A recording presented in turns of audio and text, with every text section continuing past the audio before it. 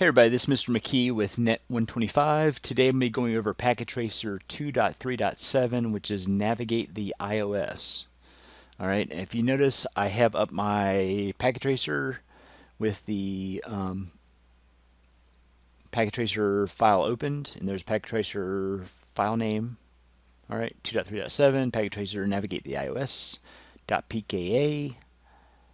Alright, and also, let's see, got my instructions. This packet tracer contains 21 questions to answer. All right, if you look at your activity window, which is always in the background, I'll stop mentioning this, but if I can get to it, let's see. Where is it? It's right down here. All right, so if this was a graded packet tracer, like it was graded based on steps, it would have a completion rate right here of 0 out of 100 when you start, and it should be 100 out of 100 after it's done. If you have a 1 out of 1, that just means it's a graded assignment that has questions to answer. All right, so let me get this back where it was. All right, let me drag that. Let me put this up here. All right, so in this packet tracer, we're going to establish basic connections, access the CLI, and explore help. And we'll explore exec modes and set the clock.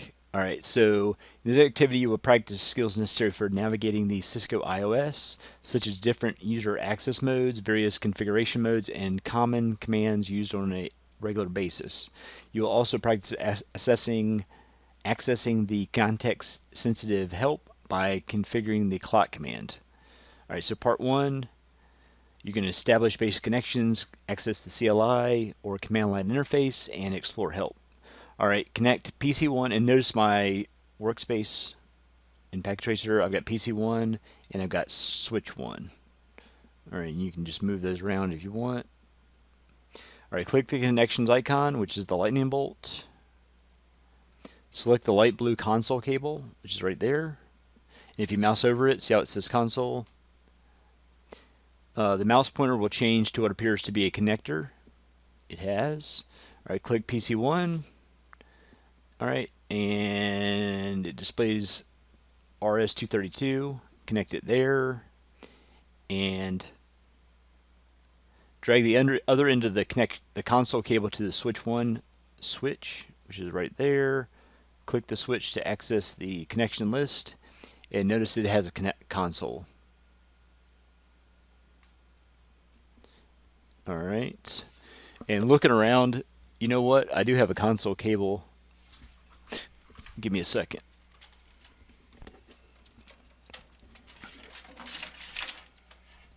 If I don't break everything in my office trying to get it out. All right. Newer switches and routers have a different, they'll have like a USB cable, but more than likely. But this right here is a RS-232 connection.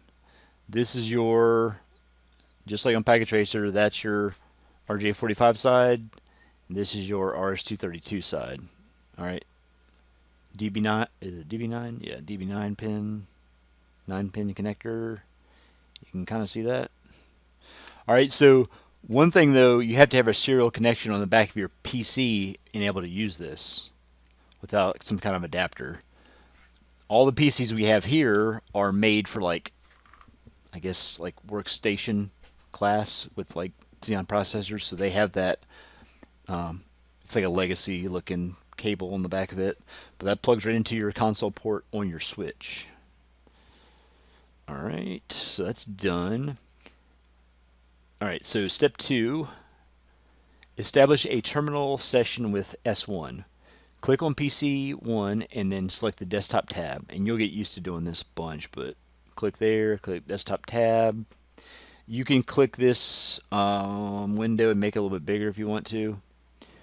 Click the terminal, which is right there in the center with a, looks like a play button or play icon. Click that. Verify the port configuration default settings are correct. Now these those are correct, by the way. But what is the setting for bit per second? You can look there, 9600. Click OK. The screen that appears may have several messages displayed. Somewhere on the screen there should be a press return to get started. Notice right here. So right now when I clicked I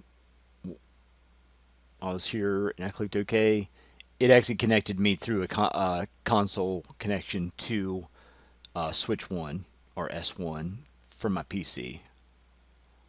All right. So settings per second, you should know that now. Click OK. All right, on the screen, see how it says press return to get started? And that was the answer to that next question right there. All right, now I press enter, I get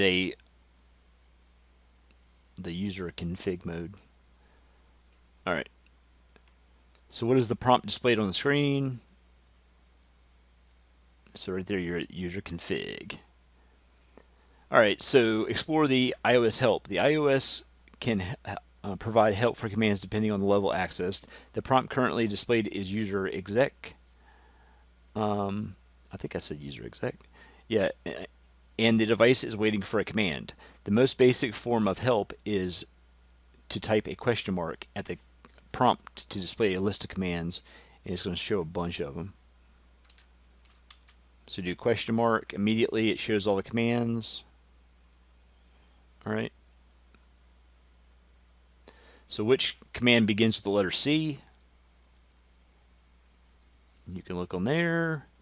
At the prompt, type T and then question mark.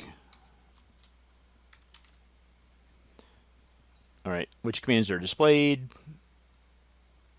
Those right there. And hopefully you guys can see my screen, but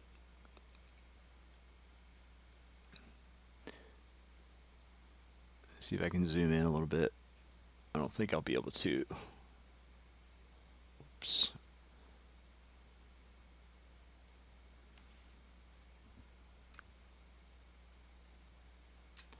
Not really.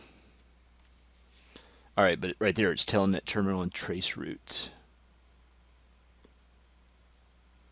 All right, this type of help is known as context-sensitive help. It provides more information as the commands are expanded. And then explore exec modes. In part 2 of this activity, you will switch to the privileged exec mode. So we were at user exec, and now we're going to privileged exec.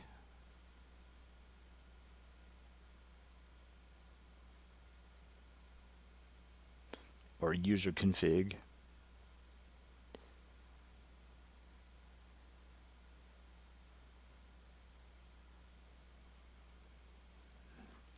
All right, so right here, if I hit a question mark, I get that all the commands.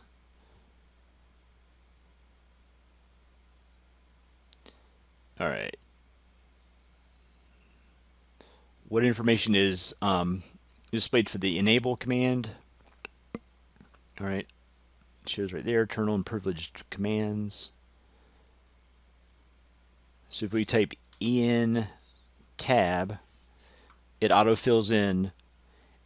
As long as we only have one possible command, it'll autofill in if we start typing in that command. So if we type in en, hit tab, it fills in enable. All right. And what displays after pressing the tab key?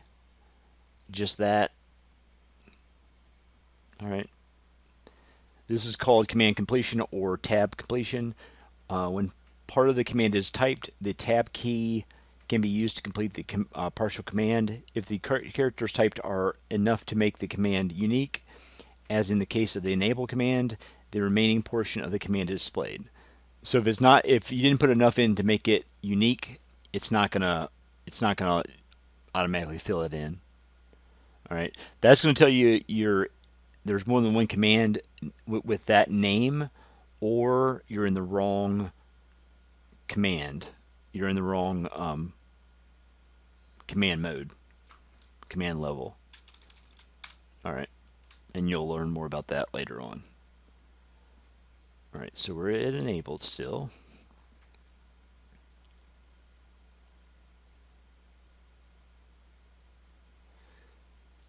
And then it says, will you type, what happened if you type TE tab? And see, nothing happens because there's more than one command with a TE in the name. All right, so that'll answer that. Enter enable. And don't do that, what I just did. If you do that, that means you just typed in something and it's searching for that host. There's a way to fix that, but all right. But type in enable. All right, and notice I got to the S1 is the host name of the device I'm on, which is a switch, and it gives me a pound sign. All right. So one command starts with the letter C in exec mode.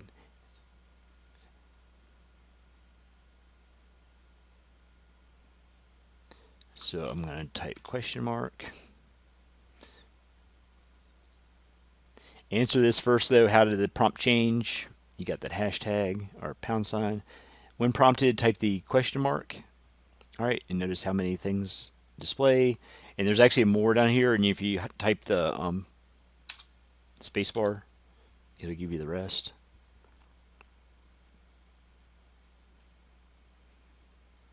All right.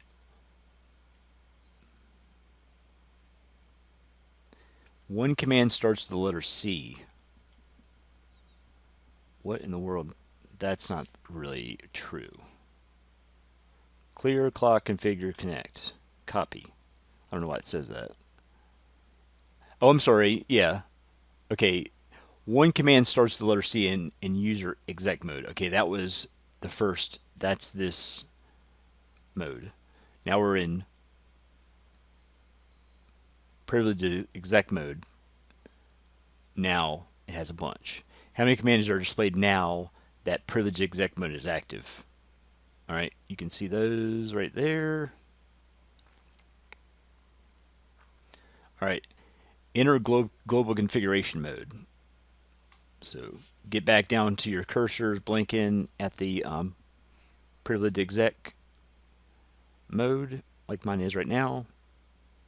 You can hit tab if you want to get down to there. All right, type configure.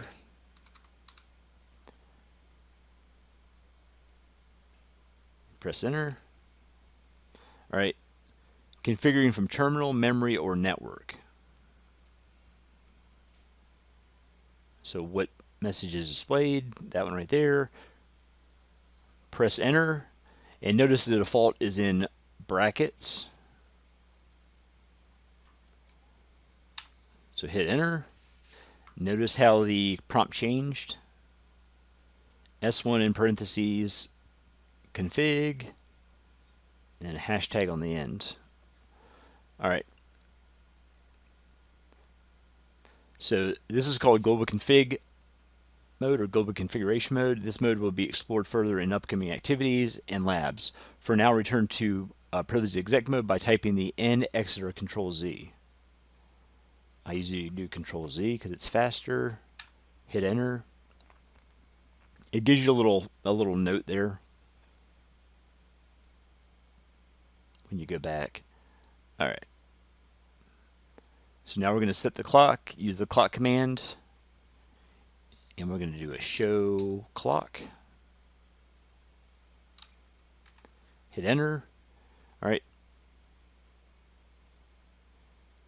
There's our hours, minutes, seconds, and date. It's in universal time.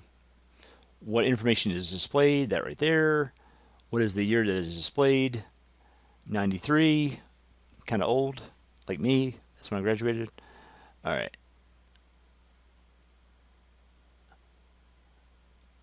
Use the context-sensitive help and the clock command to set the time on the switch to the current time.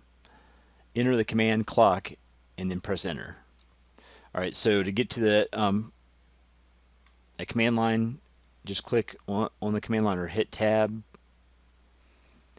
and I'm going to click clock space percent, and the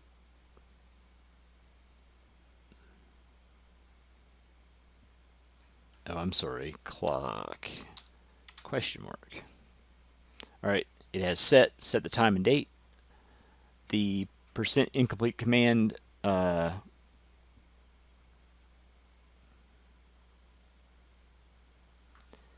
wait a second. The percent incomplete command message is returned by the iOS. Does indicate the clock command needs more parameters.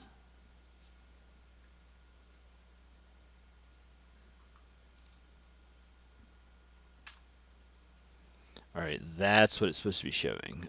I'm jumping ahead. All right, so incomplete command. All right, that would be the answer for there, for B. All right. Anytime more information is needed, help can be provided by typing a space after the command and hitting the question mark. All right, so question mark. Says set the time and date. So what information is displayed, set the time and date with the set command. Set the clock using the clock set command. Proceed through the command one setup at a time. All right, so clock set question mark. All right, so it wants it in hours, minutes, and seconds.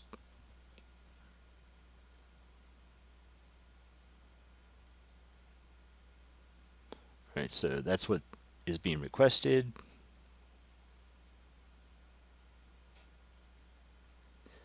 What would have been displayed if only the clock set command had been entered and no request for help was made by using the question mark? We can see there it would be incomplete command. All right.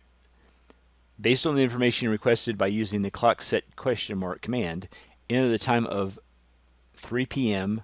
by using the 24-hour format of 1500. Click to see if more parameters are needed. So let's go back down there. Clock set 15:00:00 space question mark. All right. And now the output returns a request for more information. So it wants the month of the year. All right. Attempt to set the date to 1/31/2035 using the format requested.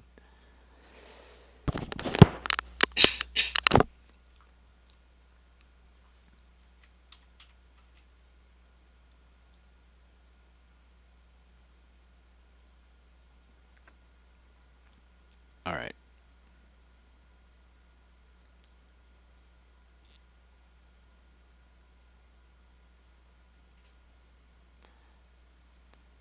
So clock set 1500.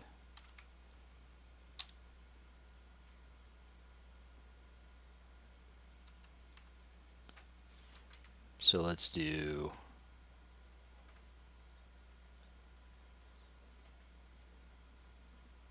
attempt to set the date to using the format requested. When finished, issue the show clock command to display the clock setting. The result in command output should display as right there.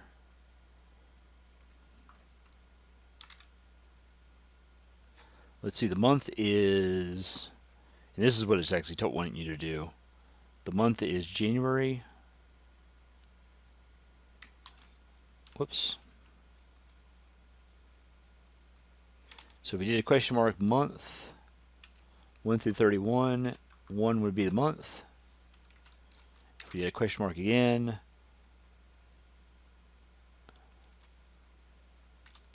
let's see if it'll do January.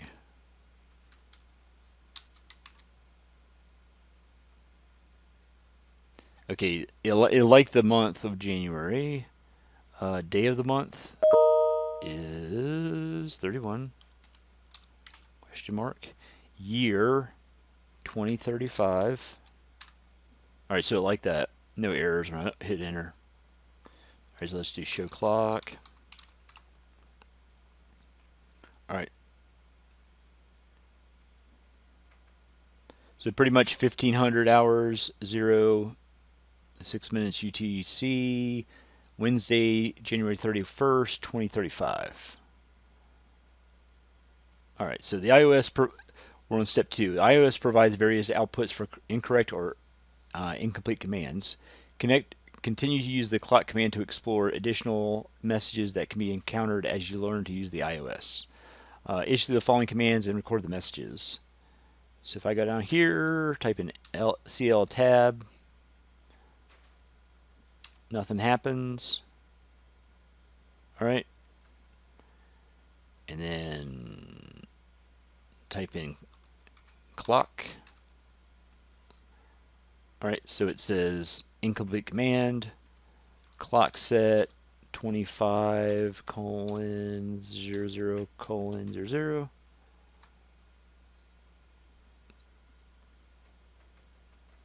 So when information is returned, invalid input detected at that.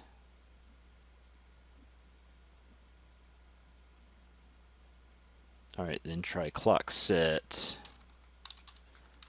1532. When information is returned, it's telling you that the 32 is invalid. Invalid input detected at the hat marker.